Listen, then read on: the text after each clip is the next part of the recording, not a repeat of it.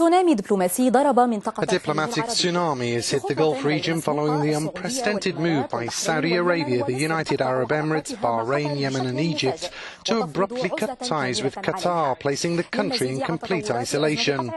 For further insight into these developments in the Gulf and the severing of relations with Qatar, I am joined from London via Skype by the editor-in-chief of Al-Rai Al-Yom newspaper, Mr. Abdel Bari Atwan. What are the reasons behind this crisis and why are these countries cutting ties now? I think the crisis has been triggered by the growing ties between Qatar and Iran. Qatar is continuing its support for the Muslim Brotherhood. It also has strong relations with Hamas.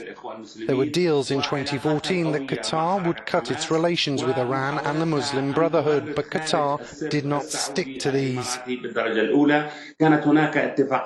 Now there is an Arab Islamic alliance, an Arab NATO, so to speak, which is stacked against Iran and sponsored by Donald Trump. It seems as if Qatar has distanced itself from this new alliance.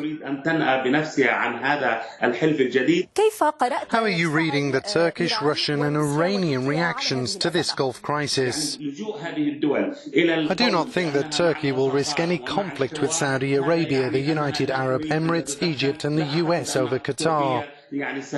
Russia is increasingly cozying up to Saudi Arabia, and I also don't believe Iran would enter into a war to support Qatar. You know, Iran didn't enter into the Syrian war in a direct way, and Syria is an ally. Do you think Iran will enter a war for Qatar?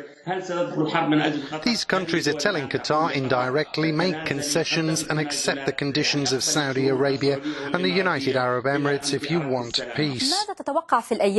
What do you expect in the coming days? And to what extent could the crisis escalate? In the next few days I expect more pressure on Qatar. There is no more trust between Qatar and its regional neighbours.